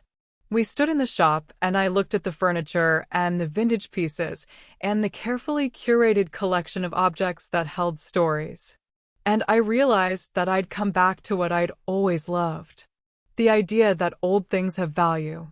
That history matters. That the past shapes the present. But I was different now. I wasn't running from desperation anymore. I wasn't trying to survive. I was creating intentionally. I was building something that could last. The shop became successful in a way my first one never had. Partially because of curiosity, people wanted to see the woman who'd exposed a presidential scandal. But also because I was genuinely good at what I did. Because I understood antiques and their stories. Because I loved what I was building. A year into running the shop, I was approached by a publisher about writing a memoir. I'd turned down similar offers before, but this time I said yes. I said yes because I realized that my silence was allowing other people to tell my story. I said yes because I had something to say that I hadn't been ready to say before. The memoir took me a year to write. I relived my marriage to Marcus. I relived the moment I decided to pawn the ring. I relived my imprisonment. I relived my release. I wrote about guilt and sacrifice and the complicated nature of doing the right thing. The book was published 3 years after my release. It became a bestseller. Not because it was sensational, but because it was honest. Because I didn't present myself as a hero. I presented myself as a person who'd made choices and had to live with the consequences. The book sold 1 million copies in the first year. Suddenly, I was being invited to speak at universities and literary festivals and political conferences. Suddenly, my story was being taught in high schools as an example of civil disobedience and government accountability. But success felt strange. Success meant being recognized everywhere I went. Success meant that my private pain had become public property. Success meant that I was no longer invisible, and I'd come to value invisibility during my years in prison. I took a step back from public appearances. I focused on my shop. I focused on spending time with my mother, who was aging. I focused on building a quiet life after the intensity of everything I'd experienced. My mother asked me one day if I was happy, if I felt like things had worked out the way they were supposed to. I told her that happiness wasn't quite the right word. But I was at peace. I was content. I was no longer angry at the choices I'd made, even though I would never recommend anyone follow the path I'd walked. 3 years after my release, my mother died. Peacefully in her sleep. She was 81 years old. She'd lived to see me released from prison, to see me rebuild my business, to see my book published, to see my story make a difference in the world. I scattered her ashes in her garden. In the same garden where she'd held me and told me it was okay to rest after my release. Eleanor was with me when I did it. She'd become like a sister to me over the years. We'd created something meaningful together out of chaos and pain. Your mother was proud of you, Eleanor said. I want you to know that. Every conversation I had with her, she talked about how you'd chosen truth even when it cost you everything. She understood the weight of that choice. I asked Eleanor if she ever regretted her role in orchestrating my involvement in the story. If she ever felt guilty for manipulating me. Every day, Eleanor said. But I also know that without you, the truth would still be hidden. Without your willingness to sacrifice, we'd still be in the dark about what happened during the Hartford administration. So yes, I feel guilty. But I also believe it was necessary. 5 years after my release, Agent Chin came to visit me at my shop. He told me that he'd been promoted to head of a new federal division focused on investigating historical government cover-ups and corruption. He asked if I would be willing to consult on cases, to use my experience to help other people uncover truth. I said yes. Not because I wanted to relive my trauma, but because I understood that there were other truths waiting to be exposed. Other people waiting to have their stories acknowledged. Other injustices waiting to be addressed. Over the next 5 years, I consulted on 3 separate cases, each one involving historical cover-ups, each one requiring me to use my understanding of how powerful people work to protect their secrets, each one resulting in some degree of accountability and truth-telling. I never became comfortable with the work. I never stopped feeling the weight of it. But I also understood that it was meaningful. That my sacrifice was creating a template for how other people could resist corruption and demand truth. 10 years after pawning the ring, I stood in a museum in Washington, D.C. The ring itself was on display. Not the actual ring that had been kept in federal custody as evidence, but a replica. An exact reproduction created by the same jeweler who'd made the original. The museum exhibit was called The Ring: How One Woman's Sacrifice Exposed Decades of Government Corruption. It told the story of my journey from widow to whistleblower to political prisoner to advocate. Looking at the replica, I felt something I hadn't expected to feel. Not pride exactly, but acknowledgement. The ring had changed my life. The ring had destroyed my life. The ring had given me a new life. All at the same time. A young black woman approached me in the museum. She was probably in her 20s. She told me that she'd read my memoir, that my story had inspired her to pursue political journalism, that she wanted to investigate government corruption and expose truth like I had. I told her to be careful. I told her that the path of truth-telling was painful, that it would cost her things she didn't expect to lose, that she should be prepared for that cost before she committed to it. She asked me if I would do it all again, knowing what I know now. I thought about that question. I thought about Marcus and the ring. I thought about my imprisonment. I thought about my mother's accident. I thought about everything I'd lost and everything I'd gained. And I said, yes, I would do it again. Not because the suffering was worth it, but because living without truth would have been worse than any suffering I endured in pursuit of it. She nodded like she understood. I wondered if she really did. I wondered if anyone could truly understand the weight of that choice until they had to make it themselves. 3 months later, that young woman published an investigation into federal corruption. She faced legal threats. She faced personal attacks. She faced pressure to suppress her story. And she didn't back down. When her story broke, she called me. She said, I thought about what you said, about truth being worth the cost. I wanted you to know that your choice to tell your story is inspiring other people to tell theirs. I asked her what she was going to do when the pressure intensified, when the people she'd exposed came after her, when her life became complicated and painful. She said, I'm going to remember your story. I'm going to remember that you survived. And I'm going to keep moving forward. That's when I understood something fundamental. I understood that my story wasn't just about me anymore. I understood that by choosing to survive my trauma and by choosing to speak about it publicly, I'd created a model for other people to follow. I'd created a template for resistance. I'd created a blueprint for how ordinary people could challenge powerful systems and demand accountability. 15 years after pawning the ring, I was invited to speak at my alma mater. I stood in front of hundreds of students and I told them my story.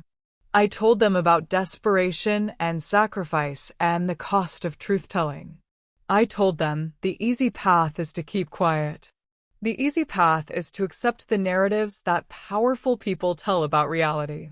The easy path is to protect yourself and the people you love by not rocking the boat. But the easy path is also a prison. It's a prison of silence. It's a prison of complicity. And sometimes, breaking out of that prison is worth whatever price you have to pay.